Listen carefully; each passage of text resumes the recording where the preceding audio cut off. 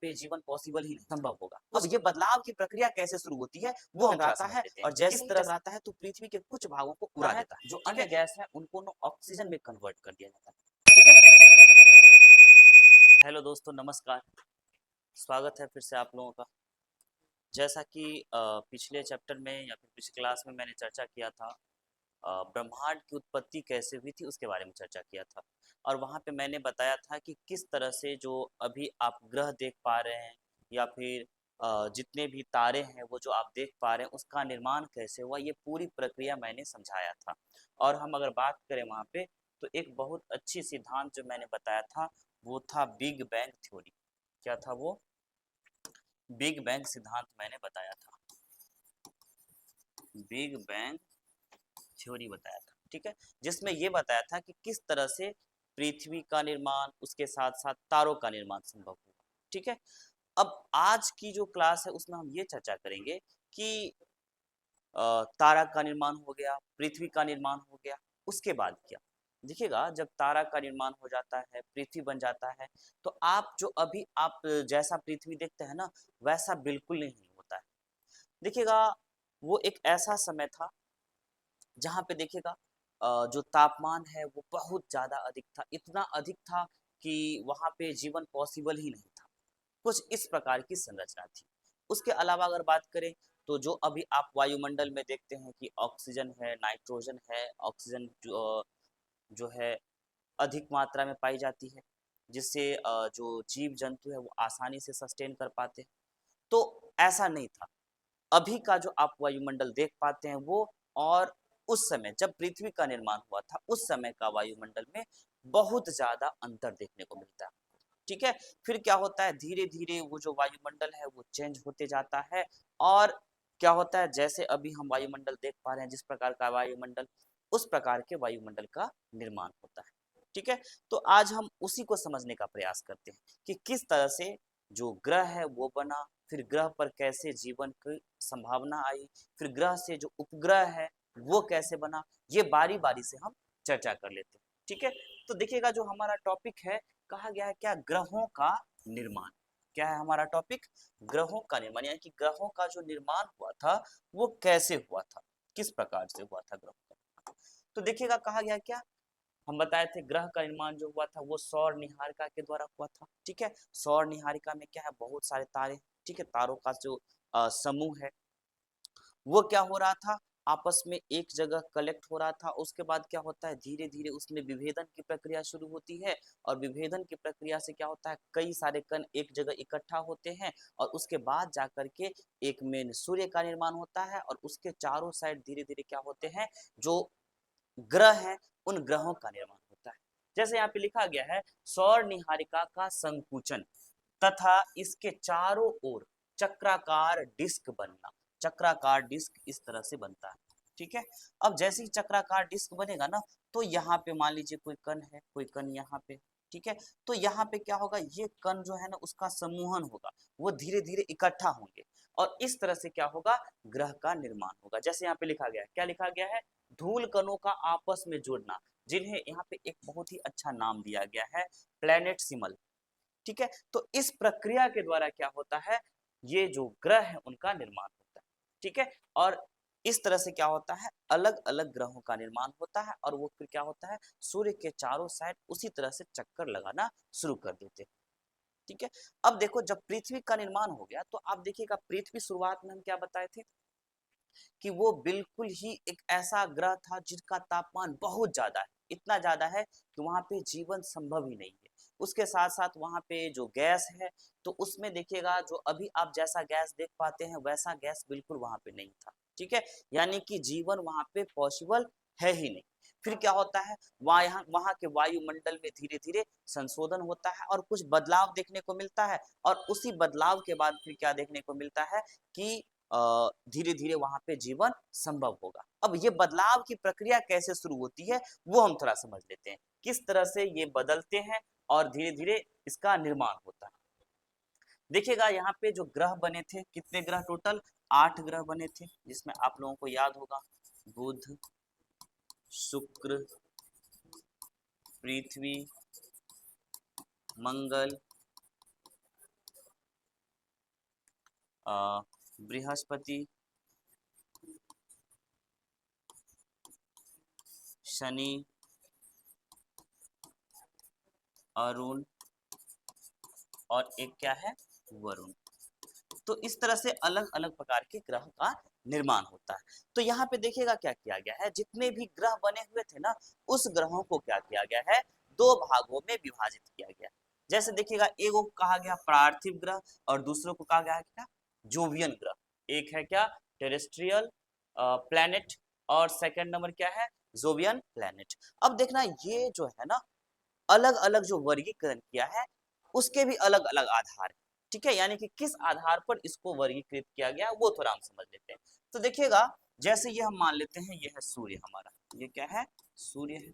ठीक है, वहीं अगर हम सूर्य के अलावा बात करेंगे तो हम मान लेते हैं यहाँ पे है ये हमारा पृथ्वी, पृथ्वी है, या फिर अन्य ग्रह है यहाँ पे। ठीक है, कुछ अलग अलग ग्रह है। तो अब इस कंडीशन में होता ये है कि देखिएगा, सूर्य के जो सबसे नजदीकी ग्रह होते हैं ना, उनको कहा गया है पार्थिव ग्रह। क्या कहा गया उनको, पार्थिव ग्रह। तो देखोगे, जैसे 8 प्रकार के 8 ग्रह हमको देखने को मिला था, उसी प्रकार से क्या किया जाएगा, 8 ग्रहों को 2 भागों में बांट दिया जाएगा। 4 ग्रह को पार्थिव कहा जाएगा, जो कि सूर्य के बहुत नजदीक होते हैं, और बाकी के जो 4 बच गए ना, उसको कहा जाता है क्या, जोवियन ग्रह। ठीक है, जोवियन का जो मतलब होता है वो होता है बृहस्पति के जैसा। ठीक है, तो बाकी के जो 4 होते हैं ना, वो बृहस्पति के जैसा होते हैं और वो सूर्य से बहुत दूरी पर होते हैं। ठीक है, और देखिएगा, सूर्य से क्या होता है, सौर ऊर्जा निकलता है, उसके साथ साथ सौर पवन भी निकलता है। ठीक है, और सौर पवन क्या करेगा, जो सूर्य के जितना नजदीक जो ग्रह रहेगा, उसके ऊपर क्या होगा, सौर्य पवन का ज्यादा प्रभाव देखने को मिलता है। और इस तरह से होगा क्या, कि यहाँ से जितने भी गैस वगैरह होंगे, जो धूल कण होंगे, वो क्या हो जाएंगे, गायब हो जाएंगे। यानी कि जो नजदीकी ग्रह होंगे ना, वहां से धूल कण को जो सौर पवन है वो गायब कर देंगे।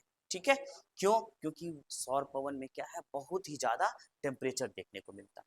ठीक है, वहीं अगर हम बात करेंगे तो जैसे जैसे आगे बढ़ेंगे ना, तो क्या होगा, हमको गैस भी देखने को मिलेगा, धूलकण भी देखने को मिलेगा। ठीक है, आप देखते होइएगा कि बृहस्पति के अलावा अगर हम शनि की बात करें, तो शनि में आप देखिएगा चारों साइड से ना उसका वायुमंडल दिख रहा होगा। ठीक है, तो इस तरह से क्या होता है, जितना हम सूर्य से दूर जाते हैं, क्या होता है, उस कंडीशन में वो जो धूल कण है या गैस है वो ज्यादा देखने को मिलता है। ठीक है, और जो नजदीक है उसी को क्या कहा गया है, ये जो 4 ग्रह हैं, इन्हीं को क्या कहा गया है, पार्थिव ग्रह। क्या कहा गया है इसको, पार्थिव ग्रह। ठीक है, और बाकी के जो 4 अलग हैं, उसको क्या कहा गया है, जोवियन ग्रह। क्या कहा गया है, जोवियन ग्रह। यानी कि उम्मीद करते हैं कि ये जो पार्थिव ग्रह है और जो जोवियन ग्रह है, आप लोगों को समझ में आ गया होगा। ठीक है, अब बढ़ते हैं हम नेक्स्ट जो हमारा टॉपिक है उसके तरफ। ठीक है, देखिएगा, जो अगला नंबर टॉपिक है हमारा, अ, देख लीजिए, कहा गया है, इस तरह से हमने अभी देखा क्या, कि किस प्रकार से ग्रहों का निर्माण हुआ। अब ग्रह से क्या होता है, उपग्रहों का निर्माण होता है। ठीक है, तो पृथ्वी में देखिएगा, पृथ्वी के पास ना सिर्फ और सिर्फ एक ही प्राकृतिक उपग्रह है, और वो है चंद्रमा।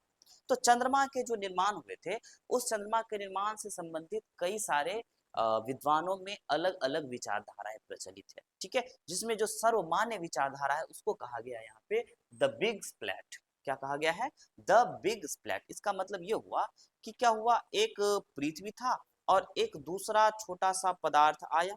ठीक है, जो पृथ्वी से छोटा था, लेकिन अन्य जो ग्रह है, छोटे छोटे ग्रह, मंगल से बड़ा माना जाता है। ठीक है, या मंगल के आकार का, वो पृथ्वी से टकराता है, और जैसे ही टकराता है तो पृथ्वी के कुछ भागों को उड़ा देता है। ठीक है, और उसके बाद वो अंतरिक्ष में चला जाता है, और उसके बाद क्या होता है, जो पृथ्वी के गुरुत्वाकर्षणीय क्षेत्र है उसमें जाकर के चारों साइड फिर घूमना शुरू कर देता है।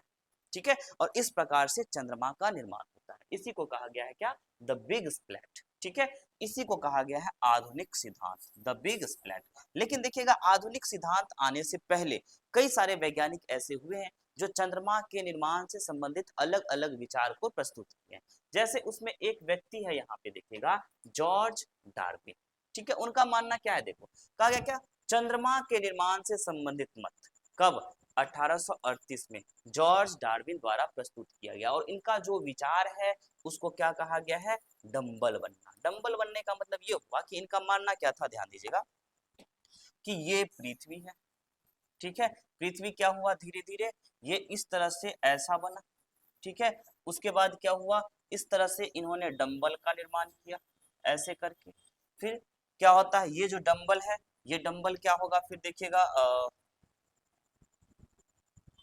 ये जो डंबल होगा वो कुछ ऐसा था, ठीक है। और फिर क्या होगा, ये डंबल धीरे धीरे दो भागों में विभाजित हो जाएगा, ठीक है। और दो विभागों में विभाजित होने के बाद क्या होगा, एक अलग हो जाएगा दूसरे से, और इस तरह से दो अलग अलग पदार्थों का निर्माण हो गया, पिंडों का निर्माण हो गया, ठीक है।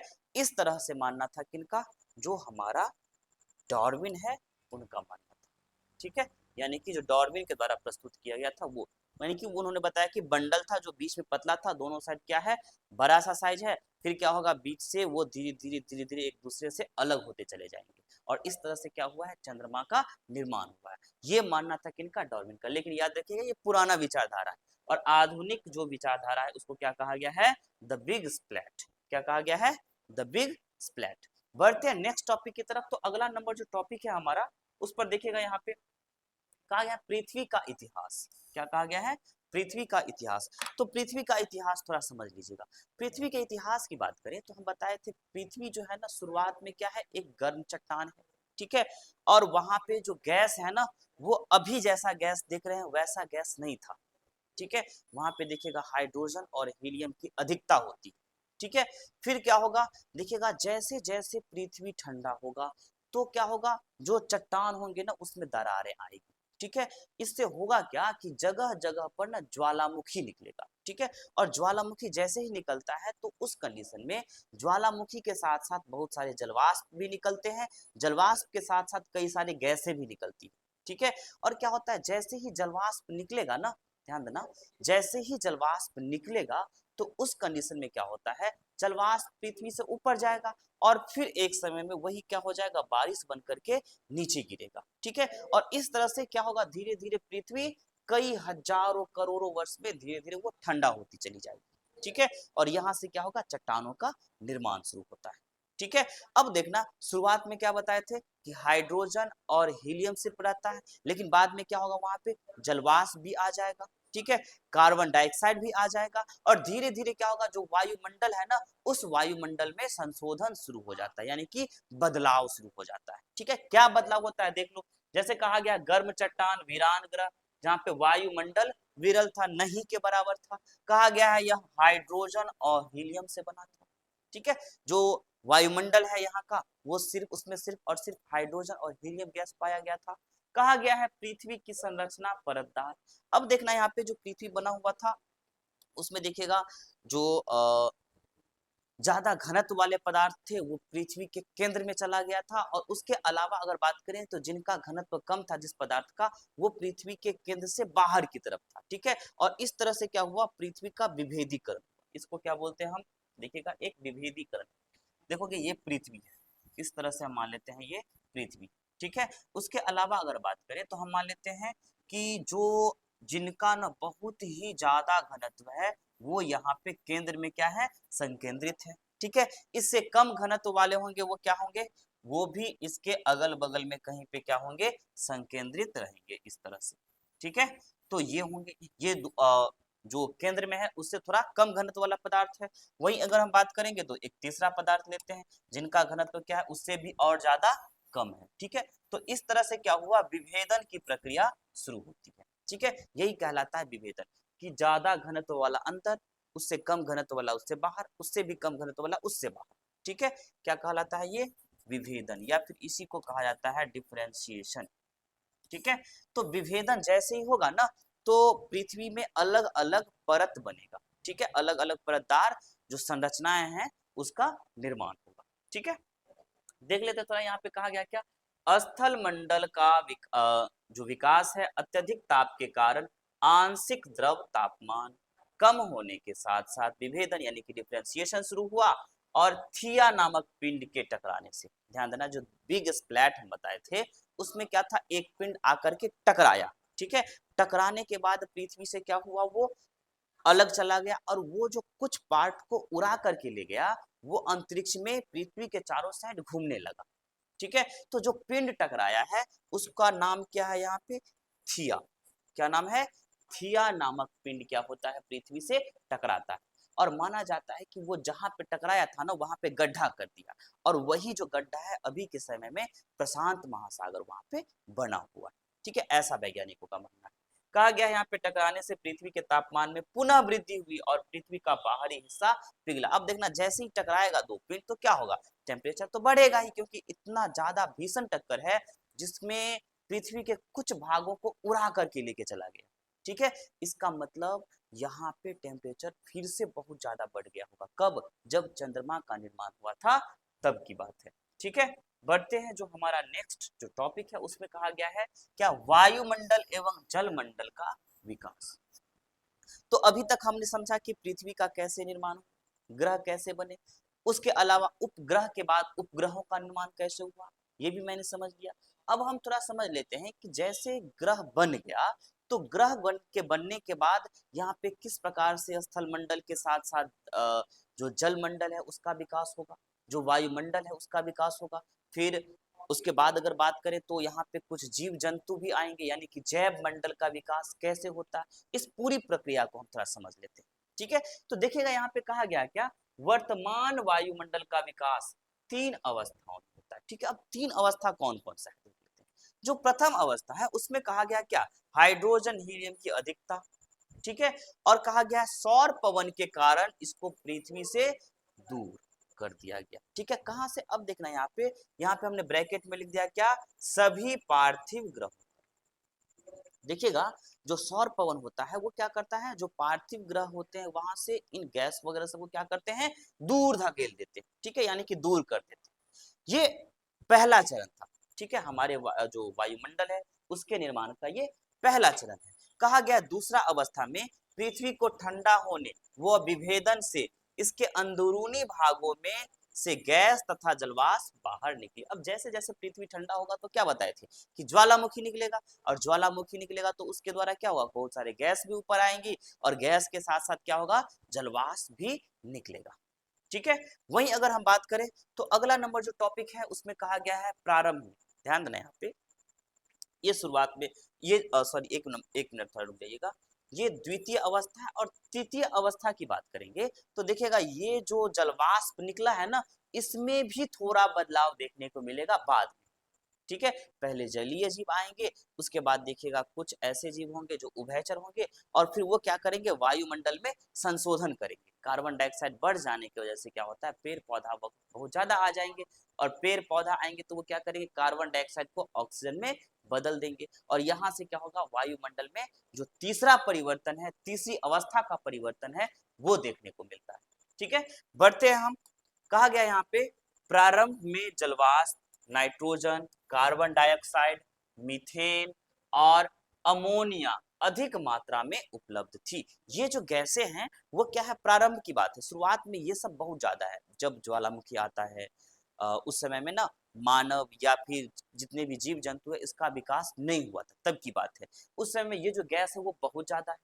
कहा गया ज्वालामुखी विस्फोट से वायुमंडल में जलवाष्प व गैस बढ़ने लगी, जिसके संघनन से स्थलमंडल का विकास प्रारंभ हुआ। अब देखना यहाँ पे, जो ज्वालामुखी आएगा उससे क्या बताए थे, जलवाष्प निकला, और जलवाष्प जैसे ही निकलेगा तो जलवाष्प क्या होगा, धीरे धीरे ठंडा होते होते क्या बनाएगा, वो एक जलमंडल बनाएगा। ठीक है, वो जलवाष्प पानी बन करके नीचे आ जाएगा, और जैसे ही इकट्ठा होगा तो वहां पे क्या होगा, वो जलमंडल का निर्माण होगा।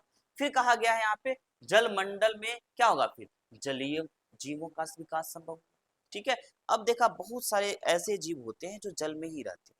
ठीक है, वो जल से कभी बाहर नहीं होते। वहीं पे बात करेंगे तो वो देखा जाए तो सांस के तौर पर ना ऑक्सीजन का यूज करते हैं। कई सारे आपको जलीय जीव ऐसे देखने को मिलेंगे जो पौधा वगैरह सब भी होते हैं जो जल में ही रहते हैं। तो इस प्रकार के जीवों का क्या होता है, विकास होता है यहाँ पे। वहीं पे देखो लास्ट में कहा गया प्रकाश संश्लेषण की प्रक्रिया द्वारा वायुमंडल में ऑक्सीजन की मात्रा, क्या कहा गया है, वायुमंडल में ऑक्सीजन की मात्रा की बढ़ोतरी होती है। ठीक है, तो ये जैसे जैसे जीव आते हैं ना, जलीय जीव, वो क्या करते हैं, धीरे धीरे प्रकाश संश्लेषण करेंगे। ठीक है, और उसके बाद क्या होगा, वायुमंडल में ऑक्सीजन की मात्रा को बढ़ाएंगे। जैसे एल्गी वगैरह सब देखिएगा ये जलीय, जल में ही होते हैं। ठीक है, लेकिन ये क्या करते हैं, जल के अंदर ही रहने के बावजूद भी ये क्या करते हैं, वायुमंडल से जो कार्बन डाइऑक्साइड है उसको लेते हैं और उसको उसके बाद क्या करते हैं, ऑक्सीजन को छोड़ते हैं। तो यहाँ से क्या होता है, एक तीसरा फेज शुरू होता है, ठीक है, जिसमें क्या होता है, जो अन्य गैस है उनको ऑक्सीजन में कन्वर्ट कर दिया जाता है, ठीक है। बढ़ते हैं नेक्स्ट टॉपिक की तरफ।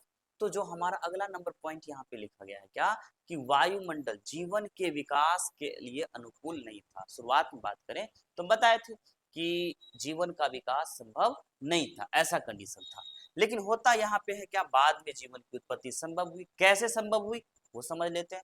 कहा गया आधुनिक वैज्ञानिक जीवन की उत्पत्ति को जटिल जैव अणु का समूहन, कॉम्प्लेक्स ऑर्गेनिक मॉलिक्यूल्स मानते हैं। देखना यहाँ पे कई सारे आप देखते होइएगा घर में, मान लीजिए कि मान लीजिए कुछ खा रहे हैं आप, सेब वगैरह से मान लीजिए, ठीक है, सेब को काट करके कहीं पे मैंने छोड़ दिया, ठीक है, एक सप्ताह तक मैंने छोड़ दिया, तो होता यहाँ पे ये है कि वो जो सेब में जितने भी जीव थे ना, वो सारे के सारे वहां पे छोटे छोटे जीव होंगे, ठीक है। लेकिन वो धीरे धीरे क्या होता है, रिएक्शन होने के बाद या फिर उनका जो समूहन है, कॉम्प्लेक्स ऑर्गेनिक मॉलिक्यूल्स, ये जो समूहन है, इस समूहन होने के बाद वहां पे क्या होगा देखिएगा, सजीवों का विकास हो जाता है, ठीक है। यानी कि निर्जीव से धीरे धीरे आपस में जो मॉलिक्यूल्स होते हैं उनका समूहन होने के बाद क्या हो जाता है, सजीवों का विकास शुरू हो जाता है। और इसी तरह से क्या होता है, पृथ्वी पर जो अलग अलग जीव है ना,